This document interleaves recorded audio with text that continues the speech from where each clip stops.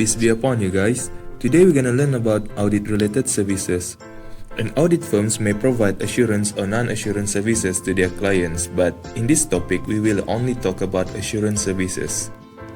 Now, usually an audit firms will provide attestation services as their assurance services for their client. What is attestation services? It is where the audit firms will issue a report about the reliability of an assertion that is made by another party. Before we proceed, let's talk about the concept or differences between assurance and non-assurance services. Assurance services is to improve the quality of information for the users to make decisions. For example, audit report. However, non-assurance services is to generate recommendation and providing services to management in discharging their duties such as providing accounting or tax services. Attestation services has four categories, which are audit of historical financial statements, effectiveness of internal controls, review of historical financial information, and other attestation services that may be applied to a broad range of subject matter. Audit of historical financial statements is where the auditor issues a written report expressing an opinion whether the financial statements are of true and fair view. Effectiveness of internal controls is where the auditor provides forward-looking information, since a good internal control will reduce the likelihood of future misstatement in the financial statements. Review of historical financial information is where the auditor provides additional verification and assurance to add credibility to an entity's disclosure and reporting. Other attestation services that may be applied to a broad range of subject matter is where it is a natural extension of the audit of historical financial information, whereby it acts as an independent assurance about other types of information.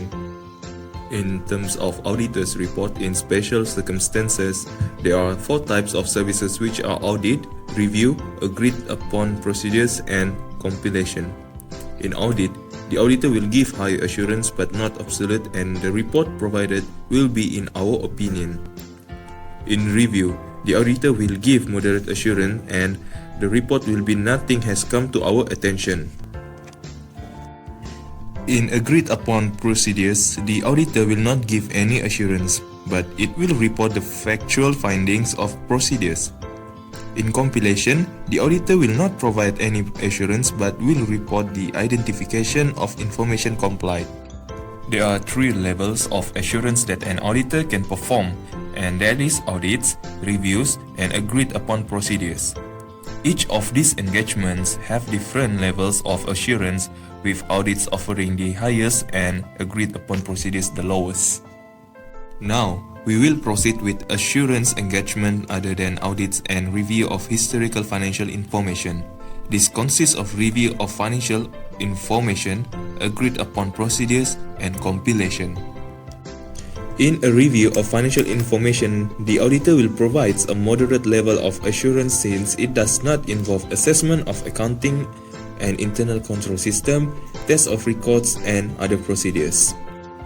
There are 7 procedures that the auditor must do in order to review the financial information, which are: obtain an understanding of the entity's business and industries, obtain understanding of the accounting system and nature of the entity's assets, liabilities, revenues, and expenses, inquire entities, personnel that are responsible for the financial reporting, inquire about the action taken at meetings of BOD, perform analytical procedures to identify individual items that are unusual, read the financial statements to determine if they comply with the financial reporting framework, perform certain level of audit technique for every balance sheet items. However, there is no need to get confirmation from third party or physical observation.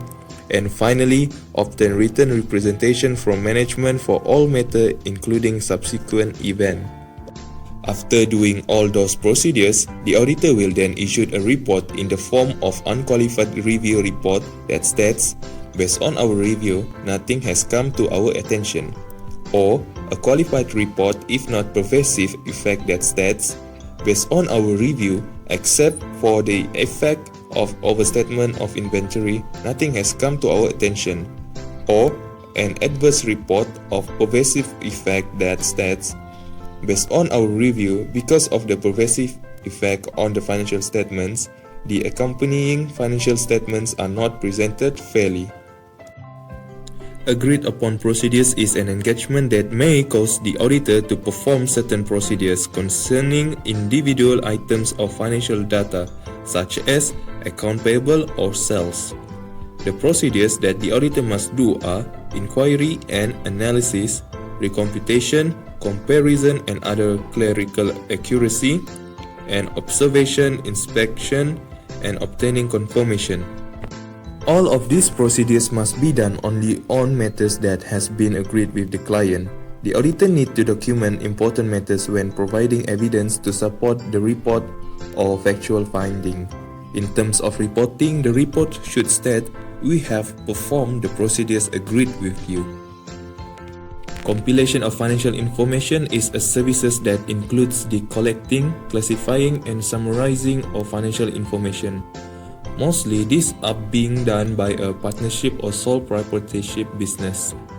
The procedures that the auditor must do are obtain general knowledge of the business and operations of the entity, obtain knowledge about the accounting policy and practices, obtain understanding of the nature of the entity's business transactions, its accounting records and qualification of its accounting personnel, the accounting basis on which the financial statements are to be presented, and obtain acknowledgement from the management of its responsibility for the appropriate presentation of the financial information. In terms of reporting, it should state compilation report 2. Let's proceed with a new topic, which is audit other services. An audit firm can also provide other services such as forensic auditing, consultation, secretarial services, taxation, and due diligence. Now, let's get into further details on each of these services. Forensic auditing is often conducted to obtain or develop information as legal evidence or for use by expert witnesses in the court of law. These services requires the use of critical analysis and investigative skills together with an accounting knowledge, and the personnel must be trained in detecting, investigating, and deterring fraud. Forensic auditing will inquire into the financial affair of the business, even examining the prior audit report in order to gain informations. The stages involved are obtain instructions from clients such as letter of engagements, communicate with the auditors in order to gain information, and as a professional courtesy, assessing the aims and probable scope of the investigations in order to check if it can be achieved and covered. Obtaining background information in order to understand the current situation, deciding the outline of the audit report.